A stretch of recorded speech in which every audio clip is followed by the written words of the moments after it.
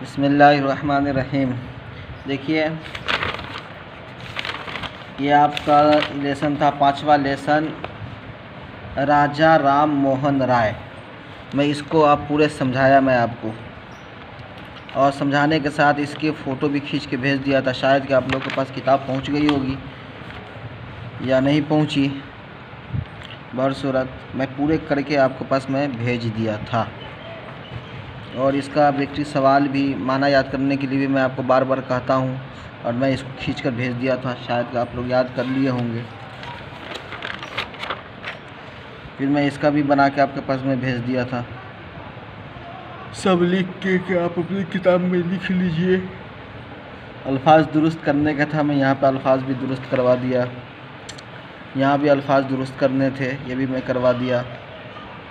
यहाँ पढ़िए और लिखिए था, उसको भी मैं करवा दिया। फिर जुमला बनाने का था, जुमला बना दिया। ज़बानी जवाब देने का था, मैं यहाँ पर लिख दिया कि आप ज़बानी जवाब देते रहिए। यहाँ पर अब आपका छठा लेसन शुरू होता है, 3 सवाल, 3 क्वेश्चन। यानी इसके ज़रिए से इस लेसन के अंदर 3 सवाल है, 3 सवाल है, 3 सवाल का जवाब आपको यहाँ मिलेगा। 3 क्वेश्चन आपका लेसन का नाम है, 3 सवाल। अब ये देखिए इसके अंदर क्या है। पुराने ज़माने की बात है,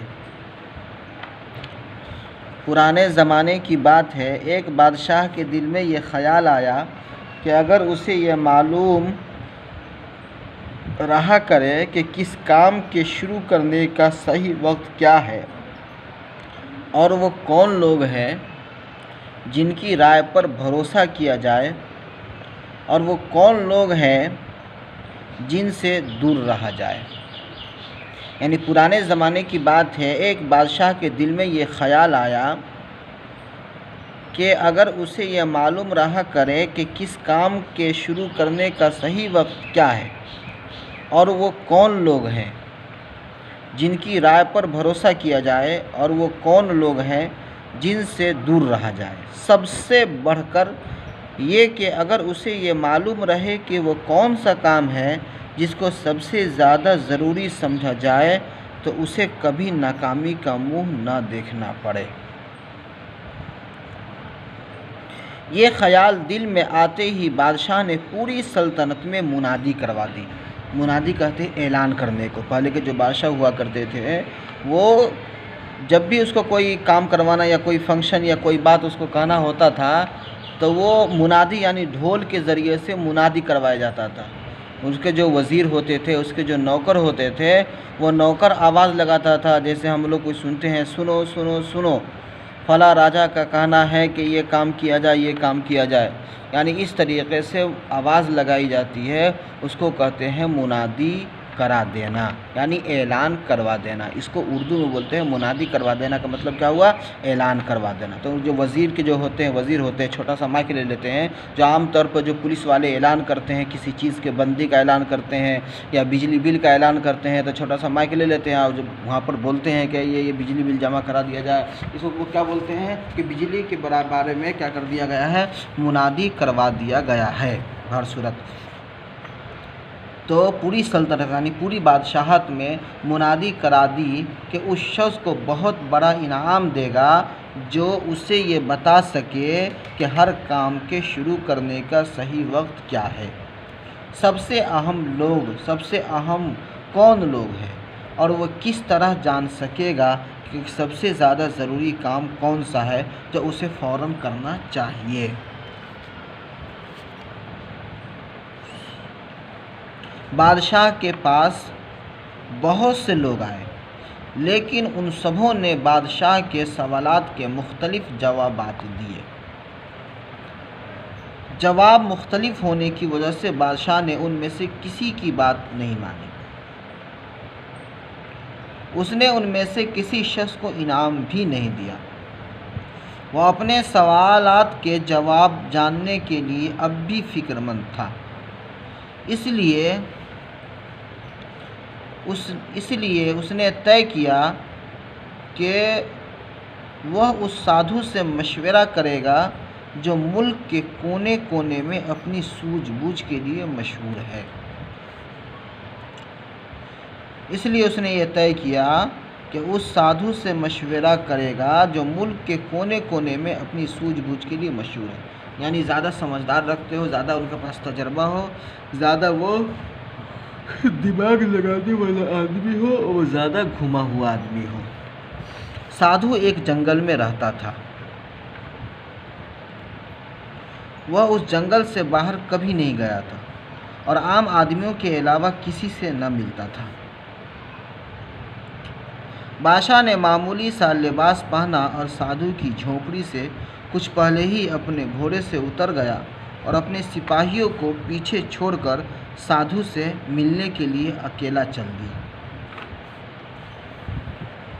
जब बादशाह साधु के करीब पहुंचा,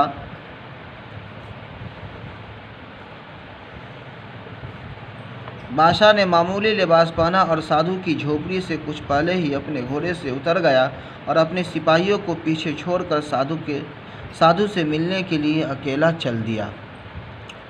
जब बादशाह साधु के करीब पहुंचा तो उस वक्त साधु अपनी झोपड़ी के सामने ज़मीन खोद रहा था। बादशाह को देखकर उसने सलाम किया और ज़मीन खोदता रहा। साधु दुबला पतला और कमज़ोर था। हर एक बार जब वो अपना फावड़ा ज़मीन पर चलाता, बहुत थोड़ी सी मिट्टी खोद पाता और बुरी तरह हाँफने लगता।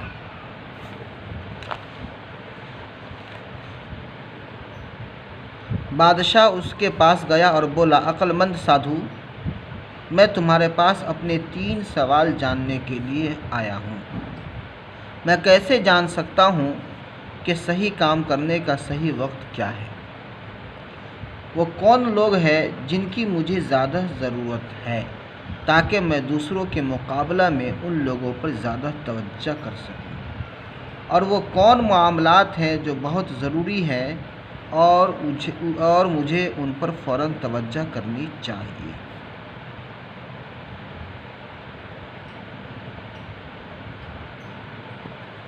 साधु ने बादशाह की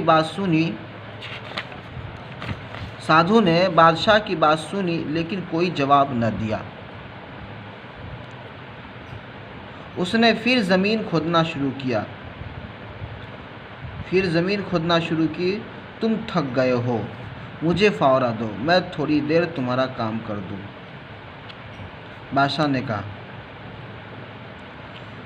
शुक्रिया। साधु ने कहा और बादशाह को फावड़ा देकर साधु ज़मीन पर बैठ गया। जब बादशाह 2 क्यारियाँ खोद चुका तो कुछ देर के लिए ठहर गया और उसने फिर साधु से अपने सवाल दोहराए। साधु ने कोई जवाब न दिया, लेकिन वह उठकर खड़ा हुआ और उसने फावड़े की तरफ अपना हाथ बढ़ाते हुए कहा, अब तुम दम भर आराम करो और मुझे थोड़ा काम करने दो। आप इसको है जो मैं यहाँ तक पढ़ाया हूँ, आप इसको अब समझें, फिर उसके बाद फिर आपको समझाया जाएगा, फिर आपको पूरे वाक़या आपको बताया जाएगा। यहाँ तक के ही अब आराम करने दीजिए बादशाह को, फिर उसके बाद हम आपको फिर इसके बारे में यहाँ से आगे आपको समझाएंगे, यहाँ से आगे आपको फिर बताया जाएगा।